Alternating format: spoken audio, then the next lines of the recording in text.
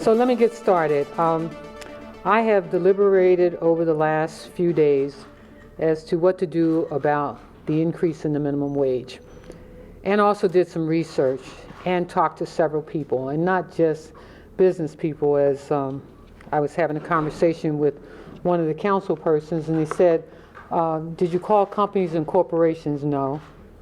I talked to ministers, I talked to nonprofit helping organizations in the city.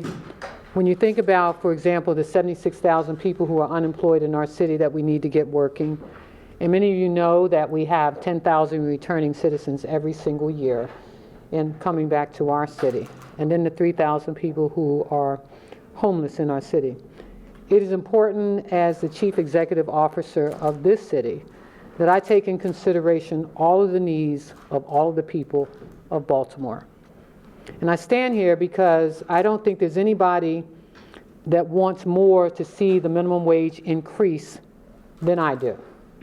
And in fact, I fought very hard, along with my other colleagues in Annapolis, to increase the minimum wage. And so we will increase the minimum wage in Baltimore as we will the rest of the state.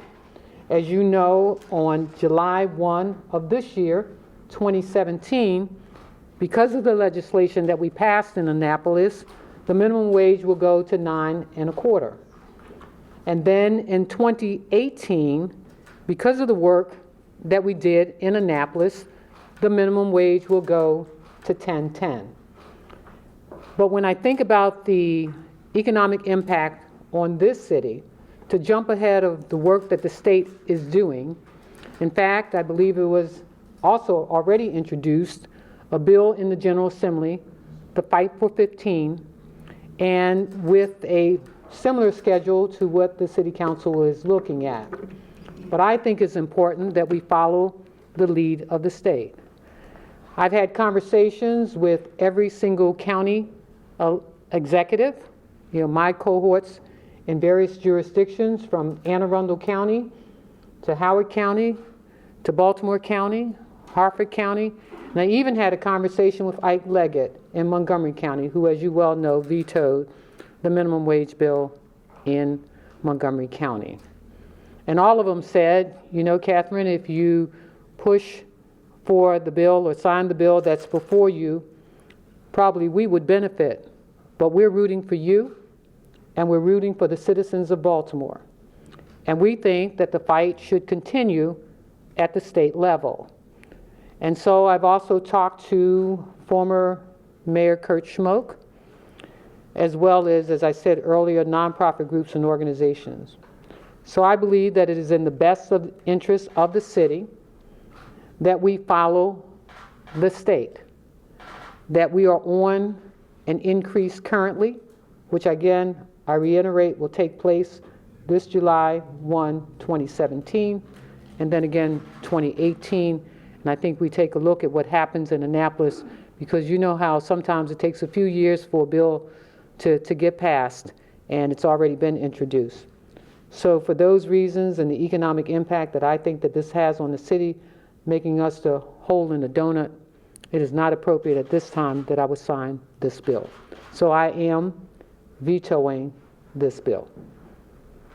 Okay, any questions? There are some who would say you've gone back on what you promised that AFL-CIO questionnaire as a candidate, saying that you would increase the minimum wage. Well, they also weren't here when I have to come up with money to help fix our school system, nor was I aware of the fact that I walk in the door and I've got a DOJ federal contract that I've got to deal with that's on my desk, a consent decree, which we don't even know at this point what that cost is going to be. I thank the governor, who has put $2 million in his budget for the consent decree, but estimates in other cities can rise as high as $20 million a year. And so, I don't think they make you swear on the Bible. They ask you if you would support, and I absolutely do support. But when you ask me as a Chief Executive Officer of this city what I will do as it relates to the conditions of the city currently and where we are economically, I have a right and a responsibility to respond on behalf of all the citizens of this city. And there is a bill in Annapolis currently pushing for this. And so while it may not take place this year or next year. I will follow the lead of the state and work with my colleagues in other jurisdictions to continue to fight for what we believe is necessary for all of our citizens. But we have to get the 76,000 people in our city that aren't working, and the 10,000 returning citizens that aren't working, and the 3,000 people sleeping on the streets of our city. Yes. And so you mentioned you've been consulting with different people and you've been doing research on the impact of this. Where did you find that raising the minimum wage in a city higher than the surrounding counties has the impact of jobs leaving the city? Or There's a Baltimore Development Corporation study. We can get you a copy of that. Okay. Because it's been raised around the country in many places, and It's being raised here too. And the studies I've seen have never shown it having that impact. Well, I'm not sure what studies you're looking at. I'm looking at Baltimore City, okay, and the fact that we are raising the minimum wage. It takes place July 1, and it'll take place again on July of 2018. So we are raising the minimum wage. Any other questions? Yeah, I have a question, but perhaps the other side of your question. You are a business owner, so you understand that side of the argument. But let me just say, Could you just explain? well, but let me just say, I didn't talk to business folks.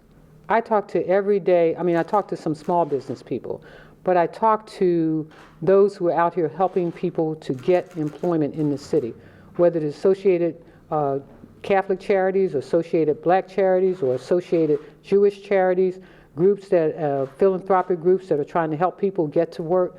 Those are the organizations and so forth that I talk to. I talk to churches and ministers and so forth throughout our city. I guess I was asking, can you explain in layman's term how it could have a severe economic impact, how it may not be sustainable? Well, first of all, it's easy to move across the line. It's not like Anne Arundel County and Baltimore County and Harford County are separated by bridges and water. They're separated by just a little line, that you cross over and you're in another county. And so, as they said to me, the county executives, it may benefit us, but we don't see it benefiting the city itself. And we believe, and they believe, that a strong Baltimore is strong for the entire region. Mayor, the City Council is believed to have a veto-proof majority. Have you worked at all to convince some of the council members not to override? Well, I think we have some folks on the council who are taking a real close look at this. I haven't had any lengthy conversations with city council people. I'm just concerned that I must do what is right by the citizens of Baltimore as its chief executive officer. I wanted to know if you had a response to people that favor the minimum wage and say by paying... I think I'm just making this announcement, so we'll get those responses, and I think you can hear from them. I had a specific question for you. Your question? So the people that pay $8.25, right, those employers are passing on the cost of health insurance and other food stamps to taxpayers, essentially, as well. So isn't not having a minimum wage a form of subsidies for corporations? Well, let me just say again, I'll repeat again, July 1, 2017, we will increase the minimum wage to $9.25. July 1, 2018, we will again increase the minimum wage to $10.10. And the state legislators have a bill before them, and we'll see how long it takes to get it passed. But we're more concerned that we're not the hole in the donut, that we work with our surrounding jurisdictions, and that we make sure that the citizens of Baltimore have an opportunity to continue to look for jobs, and that we continue to train people, and that we're not looking for them to maintain wages at $10 or $15 an hour. We want to train folks so that they can have better styles of living. Thank you. How do you respond to people, regular citizens who may not have a grasp truly on the situation as you appear to have in your decision, and who might believe that, well, that's taking food off our plates, not increasing this minimum wage? Let me repeat again, we are increasing the minimum wage. On July 1, the minimum wage goes to $9.25. July 1, 2018, it goes to $10.10. And there is a bill before the state legislature looking at increasing the wage. What I am doing is making sure that Baltimore City is not the hole in the donut, that we will follow the state's lead.